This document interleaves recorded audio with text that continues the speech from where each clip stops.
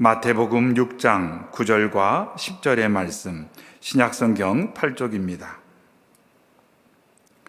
마태복음 6장 9절과 10절의 말씀 한 목소리로 읽겠습니다. 그러므로 너희는 이렇게 기도하라. 하늘에 계신 우리 아버지여, 이름이 거룩히 여김을 받으시오며 나라가 임하시오며 뜻이 하늘에서 이루어진 것 같이 땅에서도 이루어지이다. 아멘. 예수님께서 산상수훈 가운데 제자들과 모여든 무리들에게 가르쳐준 기도의 모범을 저희가 함께 나누고 있습니다. 예수님께서는 우리가 기도할 때 잘못된 기초 위에서 기도할 가능성이 있음을 아시고 기도를 어떻게 해야 되는지 제자들에게 알려주셨습니다. 예수님께서는 우리의 기도가 바리새인들처럼 핵심은 사라지고 겉만 남아있는 외식한 기도가 되지 않도록, 또한 이방인들처럼 중언부언하는 그런 기도가 되지 않도록 주님께서는 도와주시고자 이렇게 기도의 모본을 보여주셨습니다.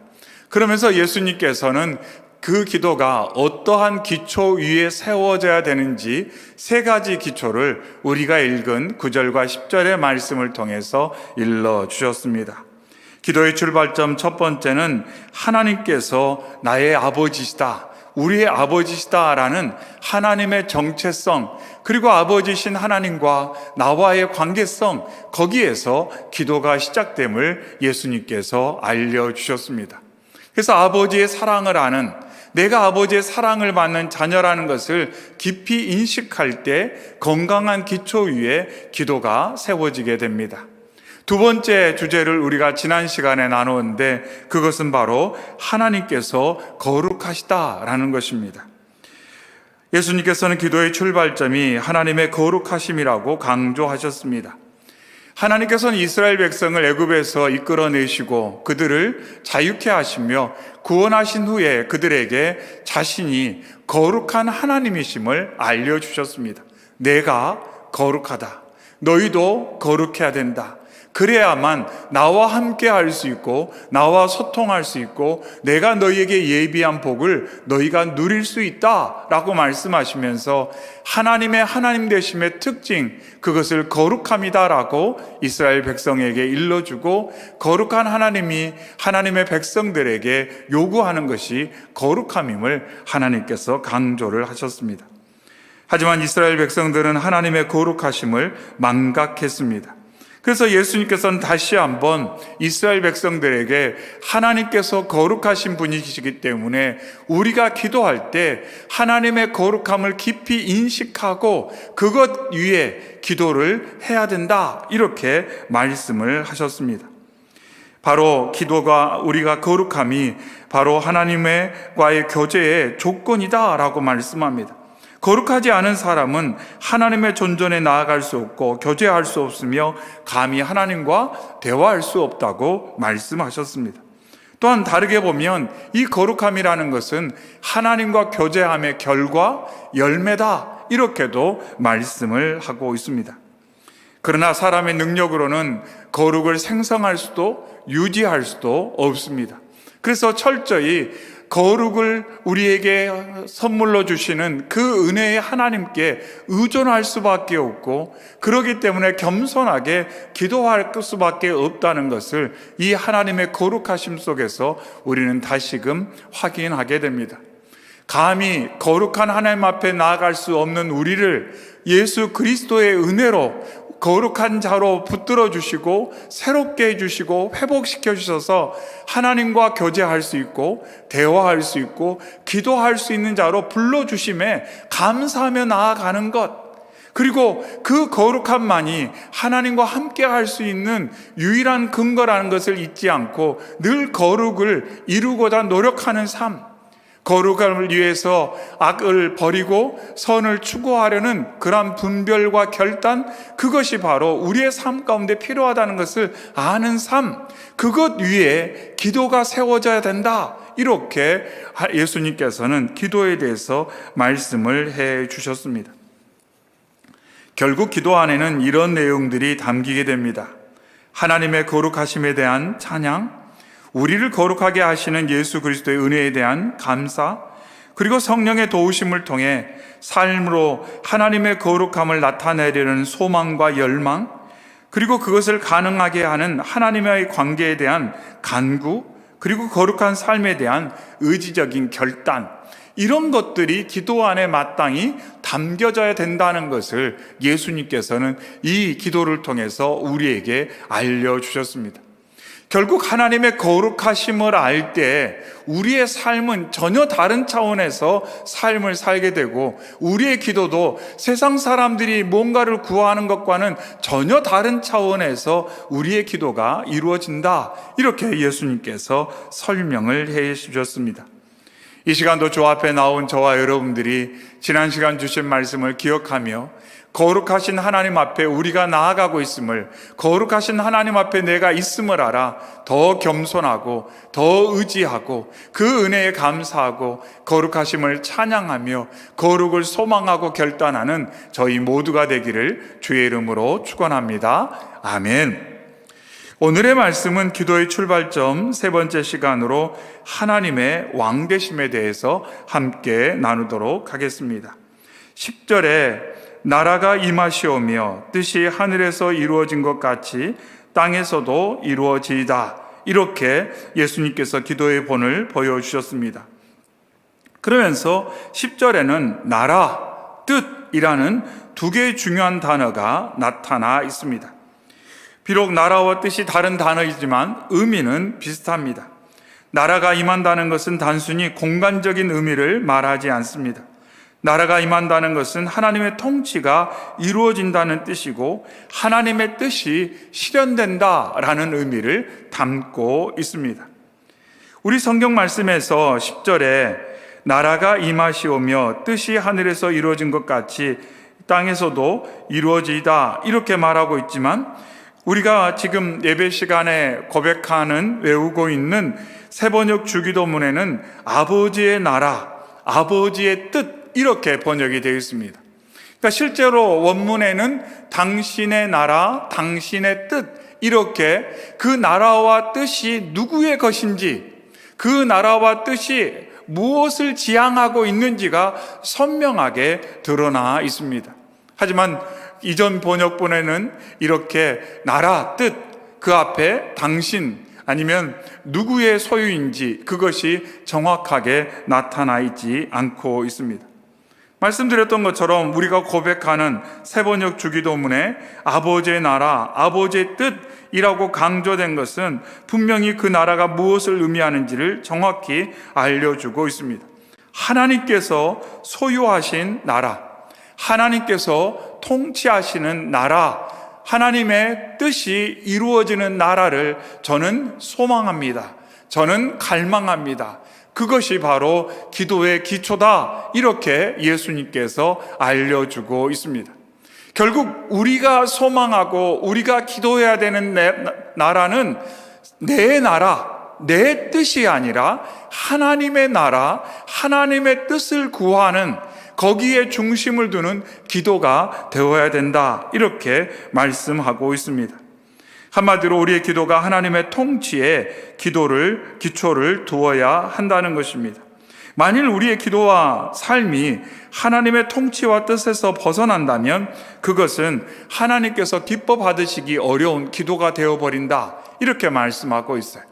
허공을 치는 기도, 응답받기 어려운 기도라는 것입니다. 하나님의 통치, 하나님의 다스리심, 그 나라, 그 뜻을 별로 염두에 두지 않고 하는 기도는 과연 올바른 기초에 있는 기도인가? 그것을 예수님께서는 다시 한번 여기서 되묻고 있습니다. 그런데 여기서 하나님의 통치는 앞에서 살펴본 것처럼 기도의 출발점들과 밀접한 관계가 있습니다. 즉 지난주에 살펴본 하나님의 거룩하심, 그 하나님의 하나님 되심을 알 때에 그 통치가 어떠한 모습인지를 알게 된다는 것입니다.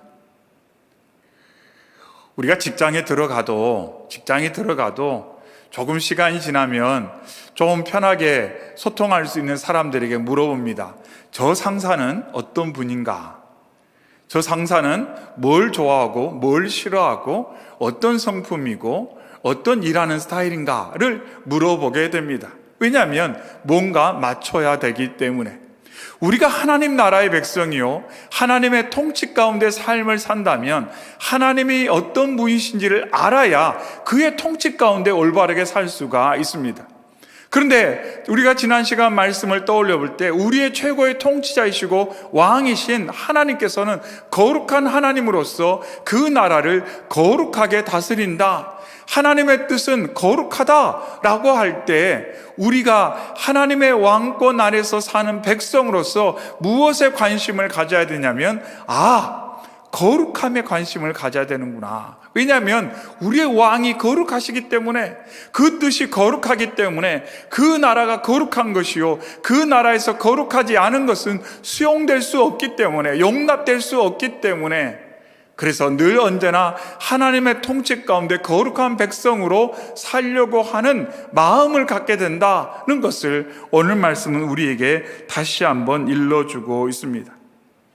결국 하나님의 왕 되심을 우리가 깊이 인식할 때 하나님의 하나님 되심도 우리가 더 알아가게 되고 관심을 갖게 된다는 것입니다. 베드로 사도는 베드로전서 2장 9절부터 말씀에 그러나 너희는 택하신 족속이요 왕 같은 제사장들이요 거룩한 나라요 그의 소유가 된 백성이니 이는 너희를 어두운 데서 불러내어 그의 기이한 빛에 들어가게 하신 이에 아름다운 덕을 선포하게 하려 하심이라. 너희가 전에는 백성이 아니더니 이제는 하나님의 백성이요 전에는 긍휼을 얻지 못하였더니 이제는 긍휼을 얻은 자다. 이렇게 베드로 사도가 선포를 하고 있습니다. 베드로 사도도 동일하게 이야기합니다. 너희가 하나님 나라의 거룩한 나라요 그의 소유된 백성이다. 이렇게 말씀하고 있습니다. 전에는 백성이 아니었지만 이제 백성이 되었다. 전에는 긍휼함을 입지 못했지만 이제 긍휼함을 입어 하나님 나라의 백성이 되었다라고 베드로 사도도 예수님께서 하신 그 말씀을 성도들이 이해할 수 있도록 이렇게 설명을 해주고 있습니다. 전에는 백성이 아니었어요. 하나님의 통치 가운데 살지 않았습니다.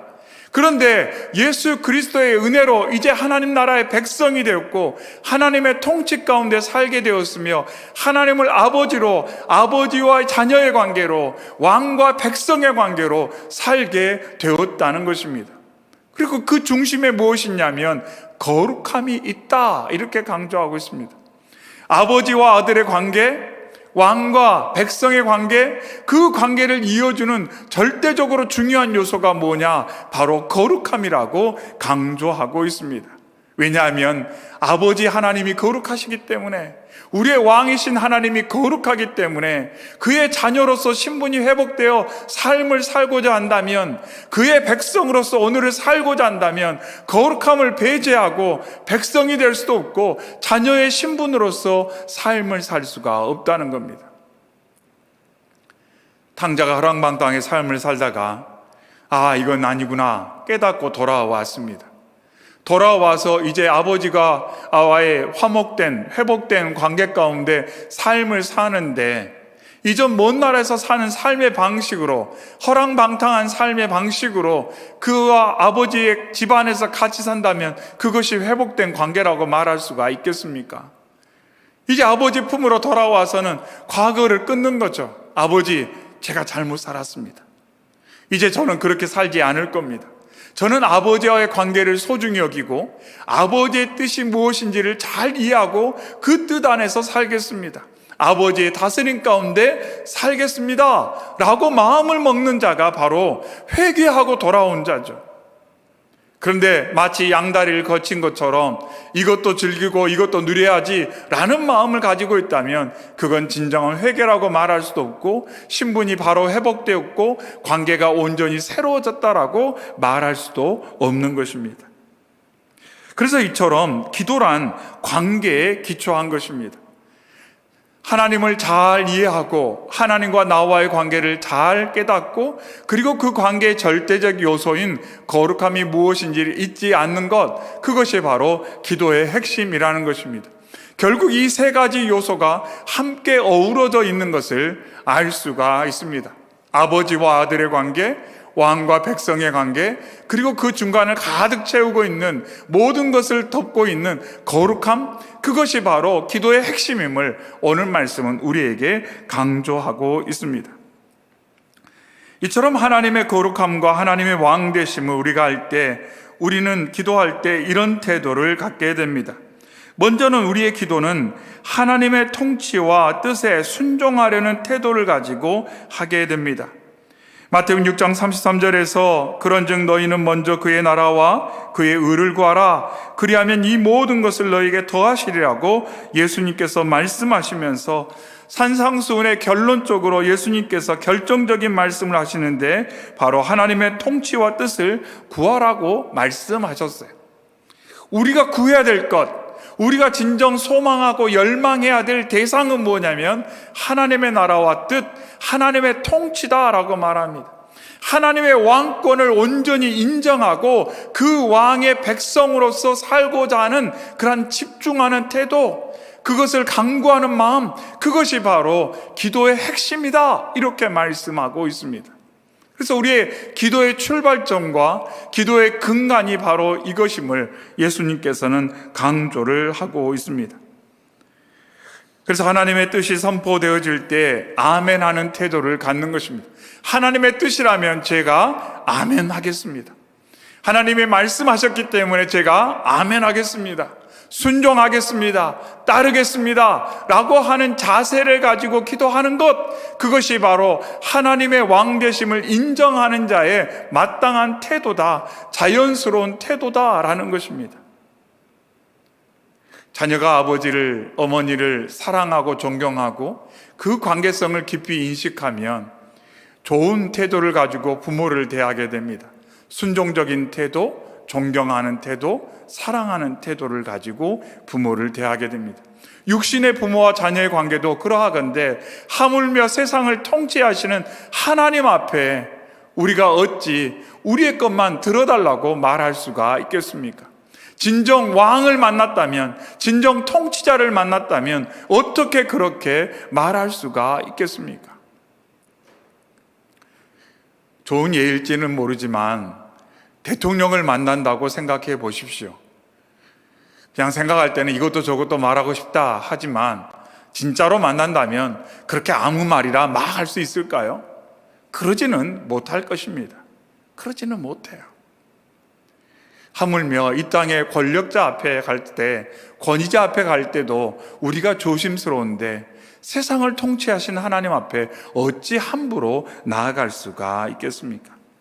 그래서 우리의 기도는 그러한 태도, 겸손하고 들으려는 태도, 하나님의 왕 되심을 인정하는 태도에서 시작을 합니다.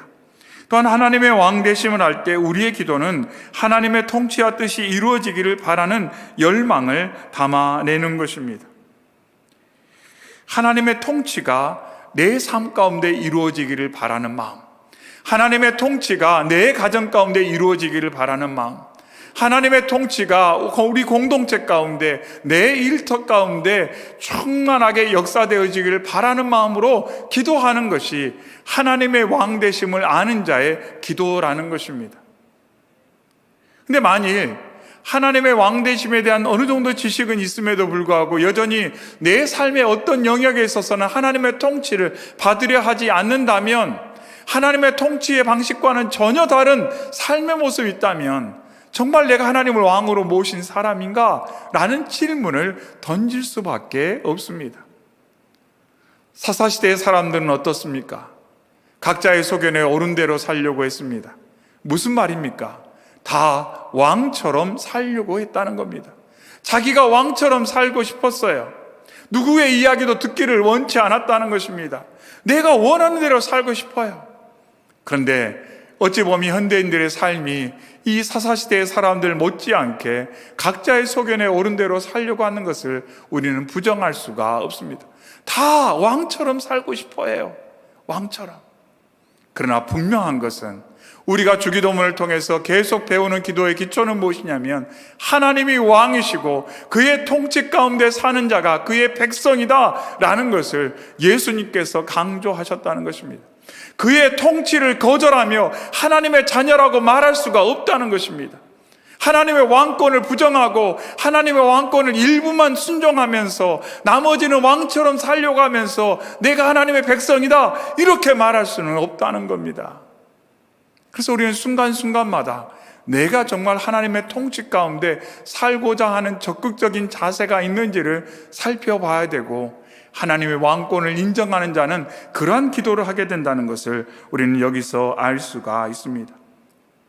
그리고 또한 하나님의 통치 가운데 사는 이들은 하나님의 뜻을 이루고 하나님의 통치가 확산되기를 소망하며 어떻게 하면 좋을까라는 생각을 가지고 기도를 하게 됩니다. 어떻게 하면 하나님의 통치가 확산될 수 있을까? 어떻게 하면 하나님의 왕권이 세상 가운데 드러나고 그 왕권이 확대될 수 있을까라는 것을 놓고 생각하고 소망하고 그것을 위해 결단하는 삶, 그것이 바로 하나님의 백성의 삶이다라는 것입니다. 왜냐하면 그 왕의 통치를 받아야 복되다는 것을 알기 때문에 그래요. 하나님의 통치를 받아야 복되다는 것을 알기 때문에. 극단적인 예로 귀신 들린 자를 예수님께 데려옵니다. 그럼 예수님께서 치유해 주셨어요. 예수님께서 그들을 왜 치유해 주셨을까요? 여러 이유도 있지만 그가 예수님을 만나고 예수님의 통치 가운데 있어야 복을 받기 때문에, 복되기 때문에요. 그가 악한 영적 세력의 통치 가운데 산다면 그는 결코 복될 수가 없기 때문에 하나님께서는, 예수님께서는 그렇게 영적인 혼란 가운데 있는 자를 구해주시고 또한 저와 여러분을 구해주셨어요. 예수 그리스도의 은혜가 없다면 우리는 오늘도 혼란 가운데 살 것입니다. 하나님의 온전한 통치를 경험하지 못하고 그 길을 알지도 못한 채 삶을 살아갔을 것입니다. 하지만 예수 그리스도께서 이 땅에 오셨고 그의 죽으심을 통해 우리는 하나님의 통치 가운데 사는 하나님의 백성으로서 회복이 되었습니다. 베드로 사도가 고백한 것처럼. 그리고 그러한 하나님의 통치 가운데 살 때 보호를 경험하게 되고 평안을 경험하게 되고 소망을 경험하며 오늘을 살게 된다는 것입니다. 왕 없는 백성, 우리는 그것을 잘 경험하지를 못하는 것 같습니다. 왕 없는 백성의 삶, 지도자 없는 백성의 힘든 삶을 우리는 실제로 경험해 보지는 못했습니다.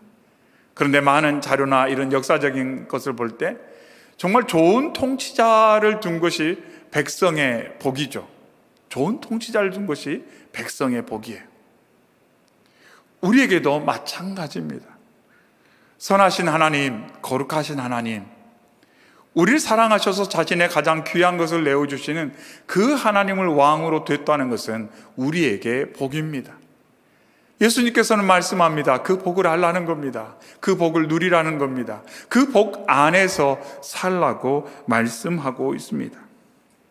그래서 하나님의 통치를 깊이 경험하는 자들은 데살로니가전서 5장에서 말한 것처럼 범사에 하려 좋은 것을 취하고 악은 어떤 모양이라도 버리려는 결단을 하는 그런 태도를 갖게 된다라고 말씀하고 있습니다. 왜냐하면 하나님의 통치 가운데 살고자 한다면 그가 악을 함께 붙들고는 그렇게 하나님의 통치 가운데 살 수가 없기 때문에. 그런데 참 감사한 것은 뭐냐면 우리가 그러한 마음을 가지고 하나님 의지하며 나아갈 때 이렇게 말씀합니다. 데살로니가전서 5장 23절에 평강의 하나님이 친히 너희를 온전히 거룩하게 하시고 또 너희의 온 영과 혼과 몸이 우리 주 예수 그리스도께서 강림하실 때까지 흠없게 보존되기를 원하노라. 너희를 부르시는 이는 미쁘시니 그가 또한 이루시리라. 이렇게 베드로 사도가 선포를 하고 있습니다. 평강의 하나님께서 친히 너희를 온전히 거룩하게 하실 것이다. 예수 그리스도께서 강림하실 때까지 흠없게 보존하실 것이다. 너희가 왕이신 하나님의 통치 가운데 살고자 한다면 그 하나님의 왕권을 인정하고 그 하나님의 나라와 그 뜻을 이루고자 그 안에서 살고자 너희들이 시선이 거기에 있다면, 너희의 기도가 그 기초 위에 있다면 하나님께서 그렇게 붙들어 주실 것이다. 이렇게 선포하고 있습니다. 오늘의 말씀은 우리에게 우리의 기도가 어디에 서 있어야 되는지, 무엇에 중심을 두고 무엇을 지향해야 되는지를 정확하게 일러두고 있습니다. 그래서 우리가 기도할 때 정말 내가 어떤 기초 위에서 기도를 하고 있는지 때때로 이렇게 말씀을 통해 점검할 필요가 있습니다. 그래서 말씀드렸던 것처럼 기도는 말씀과 항상 병행해야 합니다. 왜냐하면 그렇지 않으면 기도가 하나님의 뜻과 하나님의 나라와 무관한 기도가 될 가능성이 너무너무 많이 있기 때문이에요. 바리새인의 기도, 이방인의 기도, 그들이 그렇게 헛된 기도를 하고 싶었겠습니까? 그런데 어느 순간 말씀으로부터 벗어나니까, 하나님의 뜻과 하나님의 나라로부터 그들이 벗어나니까, 그들이 겉으로 모양은 뭔가 기도하는 것처럼 보였지만 그 기도는 하나님의 뜻도 아니요, 하나님의 나라에 속한 것도 아니요, 하나님의 영광을 나타낼 수 있는 기도가 아니게 되어버렸다는 것입니다. 그래서 우리는 우리의 기도를 늘 점검받아야 합니다. 기도를 오래 하는 것, 힘있게 하는 것, 열정을 가지고 하는 것도 참 중요하지만 그 기도가 바른 기초에 서 있는지를 늘 말씀 안에서 점검을 해야 합니다. 그것은 말씀드렸던 것처럼 하나님이 누구신가 하는, 하나님의 하나님 되심을 깊이 이해하는, 그리고 하나님과의 좋은 관계를 이루는, 그리고 하나님의 거룩하심 안에서 내가 살아가려고 하는 그런 의지적인 노력과 결단, 겸손한 의존의 태도, 이런 것들이 함께 병행될 때 건강한 기도를 드릴 수가 있다는 것입니다. 그것을 우리에게 말씀해 주고 있습니다. 사랑하는 성도 여러분, 우리가 이 저녁에도 함께 기도합니다. 기도할 때 우리에게 주신 오늘의 말씀을 꼭 기억하기를 바랍니다. 기도의 출발점은 하나님께서 왕이심을 깨닫고 인정하는 것입니다. 그의 나라를 구하며 그의 통치가 이루어지기를 소망하고 열망하는 것입니다. 내 마음에, 내 삶에, 우리의 가정과 일터와 교회와 세상에 하나님의 나라가 세워지고 하나님의 뜻이 성취되기를 강력히 바라는 마음, 그 마음을 가지고 드리는 기도가 하나님께서 기뻐하시는 기도입니다. 그리고 하나님의 나라와 하나님의 뜻에 방해가 되는 것이 무엇인지를 분별하고 거절하겠다는 결단을 하는 것, 그것이 바로 하나님께서 우리에게 원하시는 기도라는 것입니다. 이렇게 기도할 때 놀라운 역사가 있을 줄로 믿습니다. 이렇게 기도할 때 주님께서 놀랍게 응답하셔서 우리의 삶 가운데 하나님의 뜻을 이루어 주시고 우리의 삶을 통해 하나님의 나라를 확장케 하실 줄로 믿습니다. 이렇게 기도하면 말 그대로 세상이 감당할 수 없는 기도를 하게 되는 겁니다. 세상이 감당할 수 없는 기도, 하나님의 놀라운 능력과 역사의 도구로 쓰임받는 기도를 할 수가 있게 된다는 겁니다. 하지만 이 기초에서 어긋난다면, 이 기초와 무관하게 우리가 나름대로 그냥 기도를 한다면 그 기도가 힘이 있을 수 있을지는 여전히 미지수라고 말씀하고 있습니다. 이 시간 우리 함께 기도할 때 먼저 왕이신 하나님, 거룩하신 하나님, 우리의 아버지신 하나님을 우리가 깊이 묵상하면서, 아버지, 제가 이 시간 주님 품으로 나왔습니다. 왕이신 하나님, 제가 하나님의 통치 가운데 하나님의 뜻을 구하며 나왔습니다. 거룩하신 하나님, 연약한 저를 주의 자녀로, 주의 백성으로 회복시켜 주신 것 감사합니다. 하지만 저 안에 여전히 연약함이 있음을 고백하며 나아가오니 새롭게 하여 주시고, 주 안에서 새롭게는 저희가 주의 나라와 뜻을 이루는 도구로 살게 하여 주시옵소서. 이러한 기도 제목을 가지고 기도하고, 특별히 기도하실 때 우리 자녀들 다음 세대를 위해서 기도해 주시기 바랍니다. 하나님, 우리 자녀들이 왕처럼 살려고 하지 않게 하여 주시옵소서. 자기의 소견에 오른 대로 결정하고 자기 뜻대로 살려고 하는, 자기 나라를 이루려는 삶을 살지 않게 하여 주시옵시고, 우리의 자녀들이 주의 나라와 주의 뜻을 소망하며 하나님의 왕권, 하나님의 왕되심, 그 하나님의 뜻을 따라 살고자 하는 듣는 자가 되게 하여 주시옵소서. 사무엘처럼 주여 제가 여기 있습니다, 말씀하십시오라고 어릴 때부터 하나님의 음성에 귀를 기울이는 하나님의 사람 되도록 하나님, 우리의 자녀들, 우리의 다음 세대를 붙들어 주시옵소서. 이러한 기도 제목 가지고 우리가 이 시간 주여 한번 크게 외치고 겸손한 마음으로, 정직한 마음으로, 갈급한 마음으로 함께 기도하며 나아가겠습니다.